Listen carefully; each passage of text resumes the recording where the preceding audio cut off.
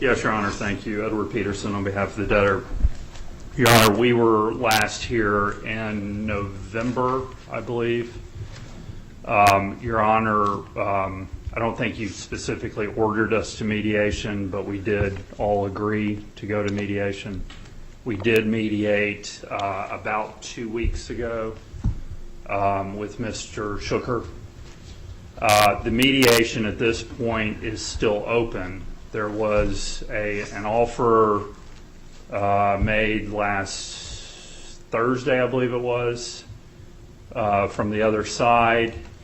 We had asked for information to help us evaluate it.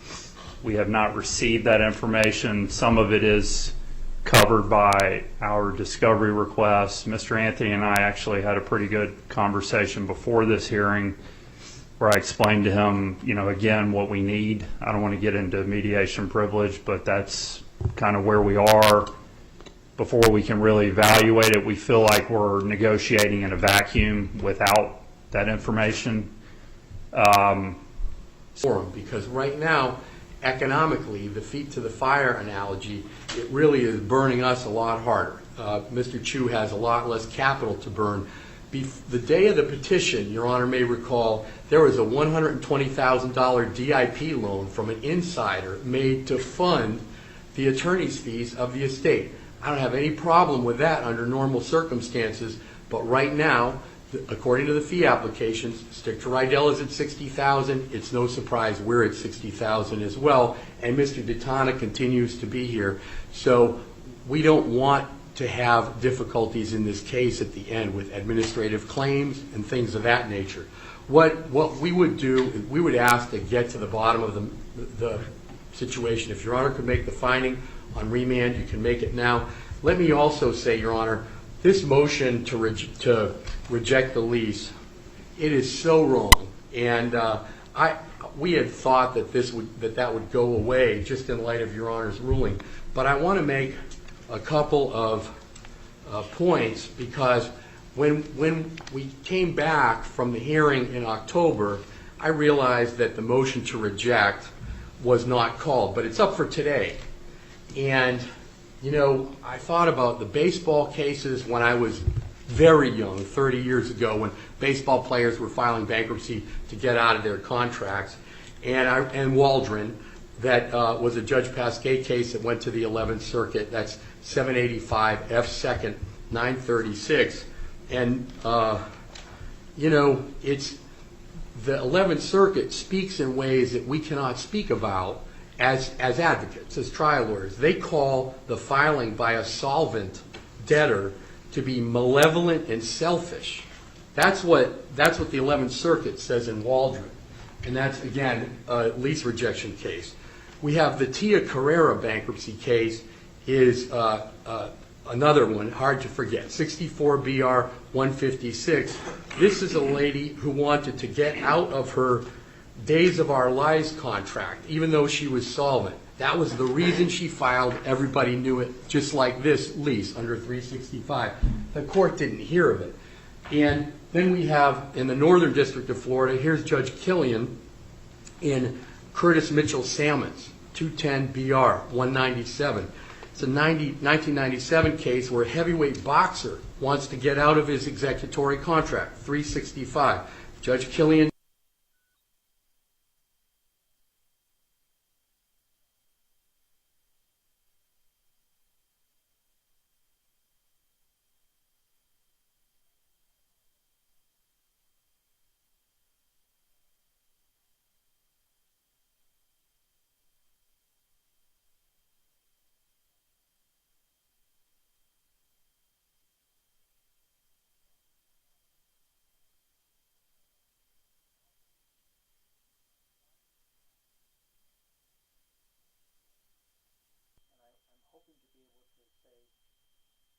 tell me from what I need to do there to make my job easier.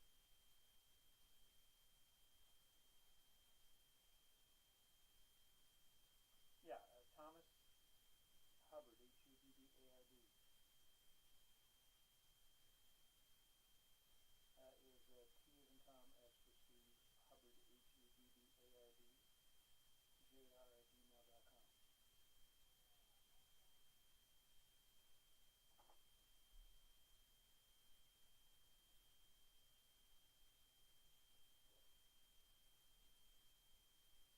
says nothing, that will not be allowed. Under the under the Waldron analysis, once again, it's bad faith, per se. You file a bankruptcy to get rid of an executory contract or unexpired lease, bad faith. We didn't say it at the last hearing. We didn't say it at the hearing before.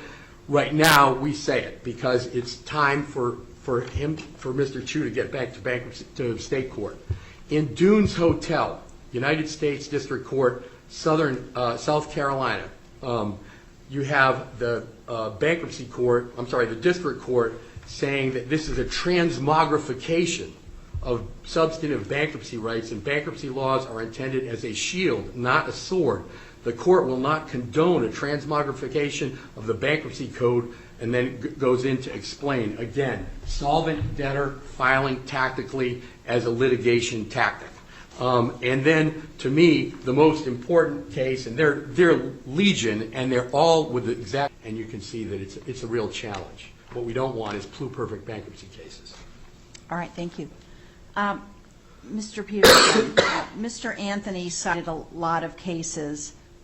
Most of those cases, if not all of them, were debtors who were trying to reject personal services contracts. Right. And this is a lease. So those debtors, and they're the parties to their personal services contract, didn't have the benefit of 365H1. I had to print it out. I mean, I went to Collier's and I cut and pasted it and I blew it up a little bit because when I was reading it in the books, the print was too small and I was having to try to follow it. Right. How does rejection of the lease do anything for your client? Your Honor, and I didn't realize we were jumping into argument, but we do cite, and I'll get to your question. I do want to point out we cited to numerous cases that stand for the proposition that even where the debtor is the landlord, which is the case here, which is a little different than what we normally see because of 365H. That's the Marina Enterprises case that we cite to in our papers. And there the debtor testified that the reason they filed was to reject the lease, and the court found that is not per se bad faith. I mean, there's nowhere that said... All right, but let's forget the bad faith. Let's just put the bad faith issue to one side for the moment, okay? I'm looking at 365H1. Right. If the trustee, here the debtor in possession, rejects an unexpired lease of real property under which the debtor is the lessor, the debtor is the lessor, okay? If the rejection by the trustee amounts to such a breach that would entitle the lessee to treat the lease as terminated by virtue of its terms and applicable non-bankruptcy law, then the lessee under such lease may treat such lease as terminated by the rejection. Mr. Chu is not going to do that. Right. Okay? The next section. If the term of such lease has commenced, which it has commenced here, right, the lessee may retain its rights under such lease, including rights such as those relating to the amount and timing of payment of rent and other amounts payable by the lessee, and any right of use, possession, quiet enjoyment, subletting, assignment, or hypothecation that are in or appurtenant to the real property for the balance of the term of such lease and for any renewal or extension of such rights to the extent that such rights are enforceable under applicable non-bankruptcy law. Right. So doesn't that say that if the lessee has rights of offset to the extent that the landlord, if the landlord isn't performing under the lease, the lessee has the right to offset against the amount that's payable for rent, okay? So what am I missing here? I mean, in your perfect world, the lease is rejected. Mr. Chu is still there. Well, he is there only to the extent that he is allowed to be there under applicable law.